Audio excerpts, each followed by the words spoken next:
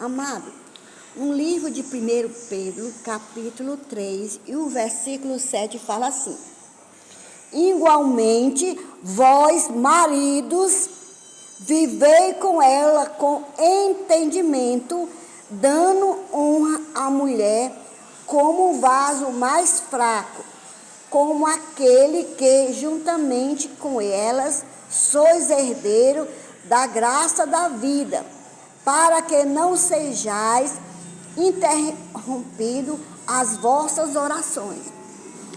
Baseando nesse versículo, eu estava meditando e também ouvindo uma reflexão, que também eu vou ler aqui com você. Certa vez, um garotinho perguntou à sua mãe: mamãe, por que a senhora chora? E ela respondeu: é porque eu sou mulher. Mas eu não entendo, responde o garotinho.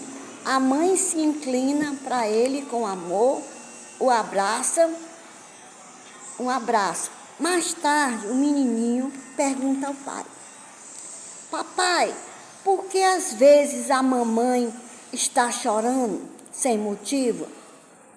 O seu pai respondeu: todas as mulheres sempre choram. Mas não deu a resposta que ele tanto queria. Então, aquele garotinho, ele se tornou adulto, mas sempre fazendo a mesma pergunta. Certo dia, ele entrou dentro de uma igreja e começou a chorar no altar e pediu uma resposta ao Senhor. E aí ele pergunta a Deus: Senhor, me diga por que as mulheres choram com tanta facilidade? O Senhor lhe disse: filho, quando eu criei a mulher, tinha de fazer uma coisa muito especial. Fiz seus ombros suficientemente fortes, capaz de suportar o peso inteiro do mundo, porém suficientemente suave, com uma imensa força, que poderia suportar as dores da maternidade e o desprezo que muitas vezes os próprios filhos e os esposos fazem. E sensível para amar os seus filhos em qualquer circunstância, mesmo quando a tenha magoado. Essa sensibilidade lhe permite afugentar qualquer tristeza ou sofrimento. Compartilha a sua dúvida e as suas ansiedades e medo. Porém, para suportar tudo isso, ela precisa chorar. E essa gota de amor que cai é que salva toda a humanidade. Eu lhe digo, filho, se não fosse as lágrimas dessa mulher que chora, que derrama, cada gota de lágrima que desce é para salvar a humanidade. Olha, irmão, eu achei assim muito linda essa reflexão, e que a gente começa a meditar, né? Que a gente vê, irmão, que é uma verdade. Que eu sou testemunha disso, né? Quantas vezes, amado, os maridos, os filhos não dão valor a uma mãe, sabe? Mas uma mãe, a Bíblia diz que o único amor que foi comparado foi o amor de mãe, ao amor de Deus. Nós não chega tão perto, né? Porque nós somos seres humanos. As mães choram. A mãe pode também magoar os filhos. A mãe pode também decepcionar o filho, não é isso? Mas muitas vezes, amado, essa mãe é mais decepcionada do que os próprios filhos. Aí, quando nós somos mais... Aqui a Bíblia fala que a mulher, ela foi feita, ela é mais fraca. Quando a Bíblia que fala que a mulher é um ser mais fraco, mas aqui nós já vamos dizer, ela foi feita forte para suportar a ingratidão, para suportar as dores da maternidade, né? Para suportar quando ela vê um filho doente, quando ela vê o filho, irmão. Quando uma mãe ela nunca, tem mãe que ela nunca mata, tem mãe que não bebe, mas sofre por causa da bebida, tem mãe que não se droga, mas sofre por causa das drogas, tem mãe que não cometeu nenhum delito, contudo, ela sofre por causa da cadeia, por causa da injustiça feita com seu filho, entendeu? Todo mundo pode faltar, mas uma verdadeira mãe, ela nunca vai faltar. Lá na fila da delegacia, das prisões, você vai ver filha de mãe que vai visitar o seu filho. Pouco pai vão, mas as mães estão lá. Você vê nos hospitais, a mãe, ela sofrendo ali no leito com o filho, que foi baleado, está enfermo, é a mãe que está lá.